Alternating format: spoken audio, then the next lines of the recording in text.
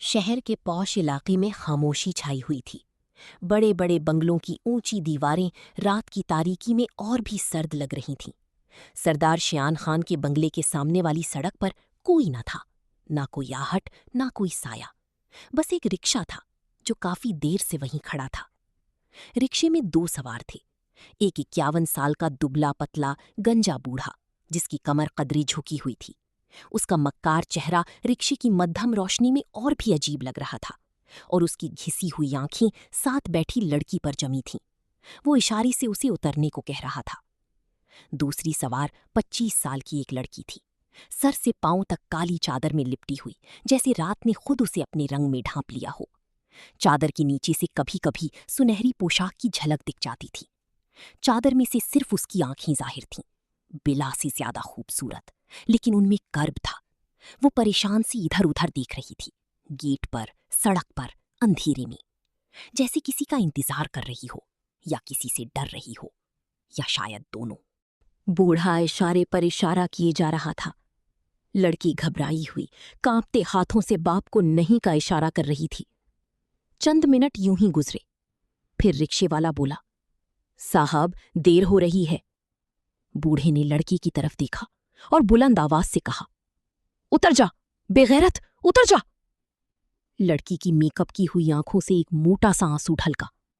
वो दबी आवाज में बोली, नहीं बाबा, खुदा का खौफ करें। कुछ देर खामोशी रही, फिर रिक्शे वाला बेजारी से बोला, साहब और बाजी, मैं गरीब आदमी हूं, बच्चे भूखे हैं, आप लोग उतर कर झगड़ा करें और मुझे मेरा किराया दें, मुझे बच्चों के लिए खाना लेकर घर जाना है। बूढ़ी ने बेटी की बात न सुनी। उसने लड़की का बाजू पकड़ा, मजबूती से, बेरहमी से, और ताकत के बल पर उसे रिक्शे से बाहर धकेलने लगा। लड़की ने मजाहमत की, रिक्शे का डंडा पकड़ा, मिन्नत की, लेकिन बूढ़े की पकड़ ढीली न हुई।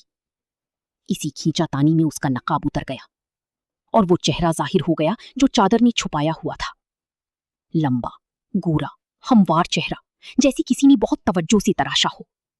बड़ी बड़ी काजल भरी आंखें जिनमें आंसू थे, मगर वो आंखें फिर भी बेपनाह खूबसूरत थीं। जुल्फों की एक लट माथे पर बिखरी हुई थी। होठों पर गहरा रंग था और होंठ कांप रहे थे। उसका हुलिया किसी को भी ठिठकने पर मजबूर कर देता। सुनहरी जालीदार पोशाक जो रात की रोशनी में चमक रही थी, बदन पर इस तरह थी जैसे सोने के पानी में ढली हो। लंबी स्लीवलेस चोली और नीचे घेरदार लहंगा जिसकी तहें हवा में लहरा रही थीं। कानों में लंबे झूमर, गले में नाजुक हार, कलाइयों में चूड़ियां जो इस खींचातानी में खनक रही थीं। लेकिन ये सब बाप को नजर न आया। उसे तो बस एक काम करना था और वो उसमें कामयाब हो गया। लड़की रिक्शे से नीचे आ गई, बल्कि फेंकी गई। उसकी काली चादर बाप के हाथ में रह गई और वो खुद फर्श पर सुनहरी जाल परी की तरह बिखरी हुई। बूढ़ा चिल्लाया, चल। रिक्शा चल पड़ा। रिक्शे वाले की आंखें फ्रंट मिरर पर जमी हुई थीं, लेकिन वो आगे नहीं। इधर लड़की उठी। लंबी हील्स ने साथ ना दिया। वो भागना चाहती थी, रिक्शे के पीछे, बाप के पीछे, उस चादर के पीछे जो उसकी पहचान थी और अब किसी और के हाथ में थी। लेकिन हील उसके नाजुक वजूद का साथ न दे सकी और वो दूसरी बार बीच सड़क पर गिर गई। सुनहरी पोशाक फर्श पर बिखरी, चूड़ियां खनकी, जुल्फें चेहरे पर आ गईं और वो वहीं बैठी रही, तन्हा, बेचादर, बेसहारा, सरदार शयान खान के बंगले के सामने, रात के 2 बजे। फदवा ने भागने का इरादा कर लिया था। उसने हील उतारी, हाथ में पकड़ी और उठने लगी। अभी आधी सड़क से उठी ही थी कि पीछे से किसी ने उसका कंधा पकड़ा, इतनी मजबूती से कि दर्द हुआ। आहिस्ता आहिस्ता, डरते डरते उसने मुड़कर देखा। एक औरत थी, उधेड़ उम्र, भारी भरकम जिसामत की मालिक। चेहरे पर सख्ती थी और आंखों में एक अजीब पहचान। उसकी पकड़ ढीली न थी, जैसी वो जानती हो कि अगर पकड़ छोड़ी तो ये लड़की हवा में गुम हो जाएगी। उसने फदवा को सर से पांव तक देखा और फिर सीधे उसकी आंखों में देखते हुए बोली, तुम फदवा हो ना? लड़की का दिल डूब गया। उसने घबराहट भरी आवाज में कहा, मैं फदवा ही हूं। اس سے پہلے کہ کوئی اور لفظ ادا ہوتا وہ عورت اسے کھینچ کر چل پڑی، نہ کوئی وضاحت، نہ کوئی سوال، نہ کوئی تمہید۔ سردار شیان خان کا بنگلہ سامنے تھا، لیکن وہ عورت اسے مرکزی گیٹ کی طرف نہیں لے جا رہی تھی، وہ پچھلے حصے کی طرف جا رہی تھی۔ فدویٰ کے پاؤں گھسٹ رہے تھے، ہاتھ میں ہیل تھی، بال چہرے پر بکھرے ہوئے تھے اور سنہری پوشاک پر سڑک کی گرد تھی، لیکن اس کی آنکھوں میں اب آنسو نہیں تھے، بس ایک سوال تھا، یہ عورت کون ہے اور یہ مجھے کہاں لے جا رہی؟ وہ دونوں ایک چھوٹے سے دروازے سے اندر داخل ہوئیں۔ اندر اندھیرا تھا۔ فدویٰ نے پڑوس میں لگے سیور بلب کی مدھم روشنی میں دیکھا تو وہ ایک چھوٹے سے باغیچے میں تھی۔ قدم رکھتے ہی اس کے پیر میں کانٹا چبھا۔ وہ دھیمے سے کراہی۔ اسی لمحے اس عورت نے اسے ایک چھوٹی 2 سیٹر بینچ پر پٹکا اور پلٹ کر وہ چھوٹا دروازہ اندر سے بند کر دیا، ایک بھاری بھرکم تالے کے ساتھ۔ آپ تالا کیوں لگا رہی ہیں؟ اس نے کانپتے ہونٹوں سے لرزتے ہوئے پوچھا۔ عورت مڑی۔ اس کا نام سکینہ تھا اور اس کی بھاری بھرکم آواز میں ایک عجیب سی بے پرواہی تھی، تاکہ شکاری یہاں سے بھاگ نہ پائے۔ فدویٰ کی نظریں چاروں طرف دوڑ گئیں۔ دیواریں اونچی، سخت، کسی قلعے کی دیواروں سے بس تھوڑی چھوٹی تھیں، لیکن اس سے بھی کوئی فائدہ نہ تھا کیونکہ ان پر تاریں اور شیشے لگے ہوئے تھے۔ روشنی کم تھی مگر پھر بھی فدویٰ کو 2 CCTV کیمرے دکھائی دے گئے، ایک کونے میں، ایک دروازے کے اوپر۔ وہ ابھی سوچ ہی رہی تھی کہ اس بھاری بھرکم سنہرے لہنگے کے ساتھ دیوار کیسے پھلانگے گی اور خود کو کیسے بچائے گی کہ سکینہ اس کے سامنے آ گئی۔ سنو لڑکی، صاحب کو پریشان مت کرنا اگر تمہیں اپنی جان پیاری ہے تو۔ کہ کون صاحب؟ فدویٰ ڈر کے مارے ہکلا کر بولی۔ سکینہ نے ایک معنی خیز مسکراہٹ سے اسے دیکھا، جیسے یہ سوال بہت بھول پن کا ہو۔ جیسے تمہیں معلوم ہی نہیں؟ آپ میری مدد کریں، مجھے یہاں سے جانا ہے۔ فدویٰ کی آنکھوں سے آنسو بہہ نکلے اور اس نے سکینہ سے التجا کی۔ سکینہ نے گہری سانس لی اور خود سے آہستہ سے بولی، یہ بھی وہی کیس ہے۔ فدویٰ کی سمجھ میں کچھ نہ آیا۔ کیسا کیس؟ وہ انجانے میں بولی۔ سکینہ بینچ کے پیچھے ایک کمرے کا دروازہ کھولتے ہوئے بولی، وہی کیس جو کہتی ہے کہ میں ایک شریف زادی ہوں مگر بھول جاتی ہے کہ وہ قیمت لے کر یہاں اپنا جسم پیش کرنے آئی ہے۔ فدویٰ اب سچ مچ کانپ رہی تھی۔ کھیسی قیمت؟ اس نے کہا، لیکن سکینہ کمرے کے اندر جا چکی تھی۔ کچھ دیر بعد وہ واپس آئی اور اس کے ہاتھ میں کچھ تھا۔ فدویٰ اسے دیکھ کر سکتے میں چلی گئی۔ آپ یہ کیا کریں گی؟ اس نے ڈر کے مارے کہا۔ سکینہ نے اسے ایسے بتایا جیسے محض کوئی معمولی سی بات ہو۔ دیکھو، تم جیسی لڑکیاں میرے صاحب کو بہت پریشان کرتی ہیں، یہاں وہاں بھاگ کر ان کا وقت ضائع کرتی ہیں۔ اور اس سے پہلے کہ فدویٰ کچھ کہتی، سکینہ نے کمرے سے لائی ہوئی رسی سے فدویٰ کے ہاتھ پیچھے باندھ دیے اور ایک آئے ماسک سے اس کی آنکھیں بند کر دی۔ اندھیرا، مکمل اندھیرا۔ فدویٰ کے کانوں میں صرف اپنے دل کی دھڑکن تھی اور سکینہ کے بھاری قدموں کی آہٹ۔ فدویٰ کہاں لے جا رہی ہیں مجھے؟ فدویٰ چلائی۔ سکینہ اسے گھسیٹتی رہی۔ تو تم پہلی بار یہ کر رہی ہو؟ سکینہ نے طنزیہ سوال کیا۔ ٹیڑھے میڑھے راستے، اندھیرے گلیارے، فدویٰ کو کچھ دکھائی نہیں دے رہا تھا۔ آنکھوں پر پٹی تھی، ہاتھ پیچھے بندھے تھے اور وہ سکینہ کی پکڑ میں بے بس تھی۔ کبھی کسی فرنیچر سے ٹکراتی، کبھی پاؤں کسی سیڑھی سے جا لگتا۔ اس کی جسم پر خراشیں آ رہی تھیں، وہ محسوس کر سکتی تھی۔ کیا پہلی بار؟ وہ سسک رہی تھی۔ سکینہ کبھی اسے سیڑھیاں اتارتی، کبھی چڑھاتی۔ فدویٰ 2 بار بری طرح سیڑھیوں پر گری، گھٹنے چھل گئے، سنہری لہنگے پر خون کے دھبے ابھر آئے۔ فدویٰ نے محسوس کیا کہ سکینہ اس کے ہاتھ کھول رہی ہے، لیکن اسے کوئی خوشی نہ ہوئی۔ جب آنکھوں سے پٹی اٹھی تو روشنی نے آنکھیں چھندیا دیں۔ اس نے پلکیں جھپکائیں۔ 1 بار، 2 بار، کمرہ آہستہ آہستہ واضح ہوا۔ ابھی اس نے چہرے سے بکھرے بال ہٹانے کے لیے ہاتھ اٹھایا ہی تھا کہ پیچھے سے سکینہ نے اس کے دونوں ہاتھ دبوچ لیے، مضبوطی سے، بے رحمی سے۔ ہاتھ دونوں طرف سے باندھ دیے، دونوں پاؤں کرسی کی ٹانگوں سے، اور کمر کی گرد رسی کرسی کی پیٹ سے باندھ دی، اتنی کسی ہوئی کہ سانس لینا بھی بھاری ہو گیا۔ فدویٰ کو درد ہونے لگا۔ وہ بے سد سی بیٹھی رہی، آنکھوں سے آنسو گر رہے تھے، خاموشی سے، بے اختیار۔ پھر اس کے اندر سے ایک چیخ نکل گئی۔ سکینہ نے پلٹ کر زناٹے دار چانٹا رسید کر دیا۔ یہاں تمہیں چیخنے کی اجازت نہیں، ورنہ منہ بھی بند کر دوں گی۔ فدویٰ سہم گئی۔ بے اختیار آنسو اس کے گالوں پر گرنے لگے۔ بکھرے بال چہرے پر پھیلے ہوئے تھے، وہ انہیں ہٹا بھی نہیں سکتی تھی۔ ہاتھ بندھے تھے، جسم جکڑا ہوا تھا۔ اس نے بے دھیانی سے چہرہ کرسی کی پیٹھ پر ٹکا دیا۔ یہیں انتظار کرو، یہ کہہ کر سکینہ کمرے سے باہر چلی گئی۔ فدویٰ اکیلی رہ گئی، بندھی ہوئی، روتی ہوئی، بکھری ہوئی۔ سنہری پوشاک پر گرد تھی، گھٹنوں پر خون تھا، گالوں پر آنسو تھے اور چہرے پر بال۔ وہ جو رات کے 2 بجے ایک رکشے میں بیٹھی تھی، اب ایک انجانے کمرے میں ایک کرسی سے بندھی تھی، اور باہر خاموشی تھی، بس خاموشی۔ بے اختیار آنسو اس کے گالوں پر گرنے لگے۔ بکھرے بال چہرے پر پھیلے ہوئے تھے، وہ انہیں ہٹا بھی نہیں سکتی تھی۔ ہاتھ بندھے تھے، جسم جکڑا ہوا تھا۔ اس نے بے دھیانی سے چہرہ کرسی کی پیٹھ پر ٹکا دیا۔ یہیں انتظار کرو، یہ کہہ کر سکینہ کمرے سے باہر چلی گئی۔ فدویٰ اکیلی رہ گئی، بندھی ہوئی، روتی ہوئی، بکھری ہوئی۔ سنہری پوشاک پر گرد تھی، گھٹنوں پر خون تھا، گالوں پر آنسو تھے اور چہرے پر بال۔ وہ جو رات کے 2 بجے ایک رکشے میں بیٹھی تھی، اب ایک انجانے کمرے میں ایک کرسی سے بندھی تھی، اور باہر خاموشی تھی، بس خاموشی۔ اس سے اس کی عزت تو محفوظ رہتی، لیکن رسیاں مزید کس گئیں۔ درد میں اضافہ ہو گیا۔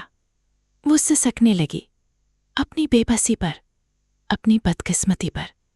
ایک بار پھر نظر کھڑی پر گئی۔ 2:35۔ دیوار پر ایک ہرن کا سر لٹکا ہوا تھا۔ فدویٰ کی نظریں رکیں، پھر آہستہ آہستہ، بہت آہستہ، اس نے پہلی بار پورے کمرے میں نظریں گھمائیں، اور ہر منظر کے ساتھ اس کا ڈر بڑھتا گیا۔ دیواروں پر شکار کیے گئے جانوروں کے سر لٹکے ہوئے تھے، ہرن، نیل گائے، کوئی اور بھی۔ شو کیسز میں شیشے کے خانوں میں چھوٹے بڑے شکار سجائے گئے تھے۔ بندوقیں تھیں قطار میں، سلیقے سے، ٹرافیاں کیں چمکتی ہوئی۔ یہ کمرہ کسی شکاری کا تھا، کسی ایسے شخص کا جو شکار کرتا تھا، جو شکار سجاتا تھا، جو شکار پر فخر کرتا تھا۔ اور اب وہ یہاں تھی، بندھی ہوئی۔ پھر اس کی نظر ایک دیوار کے قریب رکھے صوفے پر پڑی، نیلے مخمل کا، 2 سیٹر، اور نہ جانے کیوں اس صوفے کو دیکھتے ہی اس کے اندر سے ایک لہر اٹھی، ڈر کی نہیں، کراہت کی، گھن کی، ایسی بے چینی جو پیٹ میں اٹھتی ہے اور حلق تک آ جاتی ہے۔ کیا جو بھی اس کا شکاری تھا وہ اس نیلے مخمل کے صوفے پر اس کا شکار کرے گا؟ فدویٰ کی آنکھیں بھر آئیں۔ وہ اس صوفے سے نظریں ہٹانا چاہتی تھی، لیکن نظریں ہٹ نہیں رہی تھیں۔ جیسے ڈر بھی عجیب ہوتا ہے، جس چیز سے ڈرو نظریں اسی پر جم جاتی ہیں۔ فدویٰ کرسی پر بندھی بیٹھی تھی، آنکھیں بند تھیں لیکن ذہن چل رہا تھا، تیز، بے قابو، ایک یاد سے دوسری یاد کی طرف۔ وہ یہاں کیسے پہنچی؟ جواب آسان تھا، لیکن اس آسان جواب تک پہنچنے کا راستہ بہت لمبا تھا۔ 6 سال پہلے فدویٰ نے جب پہلی بار یونیورسٹی میں قدم رکھا تھا تو اس کی دنیا امیدوں سے بھرپور تھی۔ آنکھوں میں خواب تھے، قدموں میں جوش تھا۔ اس نے محنت کی، دن رات ایک کر کے، ٹیوشن پڑھا کر فیس بھرتی، کھانے میں کٹوتی کرتی، پھر بھی مسکراتی رہتی، اور ساتھ ساتھ دوسروں کے لیے بھی جیتی رہتی۔ غریب طلباء کی فیس کے لیے چندہ اکٹھا کرنا اسے اچھا لگتا تھا، کیونکہ وہ جانتی تھی کہ ایک غریب کی زندگی کتنی مشکل ہوتی ہے۔ وہ خود غریب تھی۔ چندہ اکٹھا کرنا ہی نہیں، طلباء کے جھگڑے سلجھانا، ہاسٹل نہ ملنے پر انتظامیہ سے لڑنا، کسی کی فیس کا بندوبست کرنا، کسی کی ذاتی مشکل میں کام آنا۔ چند ماہ میں ہی وہ یونیورسٹی میں مشہور ہو گئی، وہ فدویٰ گل جو ہر مشکل میں کام آتی ہے۔ پھر یونیورسٹی کے بعد ایک اچھے کالج میں پڑھانے کی نوکری ملی۔ لگا کہ زندگی پٹری پر آ گئی، لیکن تقدیر نے ایک اور موڑ لیا۔ حمزہ کا حادثہ ہو گیا۔ جوان ہنستا مسکراتا بھائی ایک رات میں ویل چیئر پر آ گیا۔ ایک ٹیچر کی تنخواہ اتنی کہاں تھی کہ بستر پر پڑے مریض کا علاج کروا سکے؟ فدویٰ نے ہاتھ پر ہاتھ نہیں مارا، فری لانسنگ شروع کی، فرائز بنا کر بیچے، ٹیوشن پڑھائے، چندہ مانگا۔ لیکن حمزہ کو ایک بڑے آپریشن کی ضرورت تھی، اور اس آپریشن کے لیے جتنے پیسے چاہیے تھے وہ ان سب طریقوں سے ممکن نہیں تھے۔ پچھلے 1.5 سال سے وہ چندہ مانگ رہی تھی۔ پہلے دوستوں سے وہ مسکرا کر ٹال دیتے، پھر کولیگز سے وہ نظریں چرانے لگے، پھر پڑوسیوں سے وہ دروازے بند کرنے لگے، सब थक गए थे और फिदवा के पास अब कोई दरवाज़ा नहीं बचा था जो खटखटाया जा सके। और फिर गुलबहार ने लालच में आकर वो दरवाज़ा खोला जो फदवा ने कभी सोचा भी नहीं था। इसी रास्ते से वो यहाँ पहुंची थी, रस्सियों में जकड़ी हुई एक शिकारी का इंतज़ार करती हुई।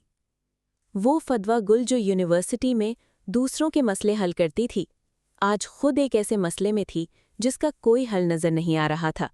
एक आंसू ढलका, फिर दूसरा। या अल्लाह, मैंने क्या गलत किया? कमरे में बस खामोशी थी और घड़ी की सुइयां चलती रहीं। रस्सियां कलाइयों में कस रही थीं, लेकिन इससे भी ज्यादा तकलीफ दे वो याद थी जो अभी जहन में आई। वो खुद यहाँ आई थी, अपनी मर्जी से नहीं, लेकिन अपने फैसले से और उसके बाप की लालच से। और वो फैसला गलत था।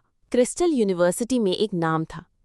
कोई उसका असल नाम नहीं जानता था, बस ये पता था कि वो एक ऐसे गिरोह की सरबराह है जो मायूस लड़कियों को एक खास रास्ते पर डालता है। वो लड़कियां जो हालात से तंग आ जातीं, जिनके पास पहनने को ढंग के कपड़े ना होते, वो क्रिस्टल को ढूंढती थीं और कुछ अरसे में उनकी अलमारियां डिज़ाइनर कपड़ों से भर जाती थीं। फदवा जानती थी ये सब क्या है। उसने कई ऐसी लड़कियों की काउंसलिंग की थी, घंटों बैठकर, सब्र से, मोहब्बत से। कुछ को उस रास्ते से वापस भी मोड़ा था। क्रिस्टल ने कई बार धमकियां भिजवाई थीं, फदवा बाज नहीं आई थी। लेकिन जब हालात नागुज़ीर हो गए, आज जब हर दरवाज़ा बंद हो गया, जब दोस्त, कोलीग्स, पड़ोसी सब थक गए, तब क्रिस्टल ने अपनी एक कारकुन भेजी। जी, ये उसका उर्फी नाम था। वो हमज़ा की अयादत के बहाने आई, मीठी बातें की, हमदर्दी जताई और फिर मौका देखकर ऑफ़र दे दी। अमीरों की डांस पार्टी में डांस करना है, एक रात, अच्छे पैसे। फदवा पहले गुस्से से लाल हो गई। उसने जी को घर से निकाल दिया। लेकिन रात को जब हमज़ा ने दर्द से कराहते हुए उसे आवाज़ दी और फदवा के पास दवाई खरीदने के पैसे नहीं थे, तो वो टूट गई। उसके बाप ने सोचा, बस एक रात, सिर्फ डांस, हमज़ा का ऑपरेशन हो जाएगा। उसने जी को फ़ोन किया, लेकिन जी ने जो बताया था और जो हुआ वो बिल्कुल मुख्तलिफ था। कोई डांस पार्टी नहीं थी, बस एक रिक्शा था रात के 2 बजे और एक बाग था जिसने बेटी को बेच दिया था। फिदवा की आंखों से आंसू बहने लगे। वो जो दूसरों को क्रिस्टल के जाल से बचाती थी, वो खुद इसी जाल में आ गई थी। मैंने गलत किया, या अल्लाह, मैंने गलत किया। लेकिन फिर एक ख्याल आया, क्या हमज़ा की जान बचाना गलत था? इस सवाल का जवाब उसके पास नहीं था। बस आंसू थे और रस्सियां और एक बंद कमरा। आंसू अभी भी बहे जा रहे थे। वो सोचना नहीं चाहती थी कि उसके साथ क्या होने वाला है। ज़हन को रोकती और ज़हन फिर भी वहां चला जाता। वो नज़रें छत पर जमाती और आंखें फिर भी नीले मखमल के सोफे पर आ जातीं। उसने आंखें बंद कर लीं और वहीं बंधे हाथों के साथ, जकड़े हुए जिस्म के साथ उसने दुआ की, या अल्लाह, मेरी इज्जत की हिफाजत फरमा। वो अभी बहुत कुछ सोच ही रही थी।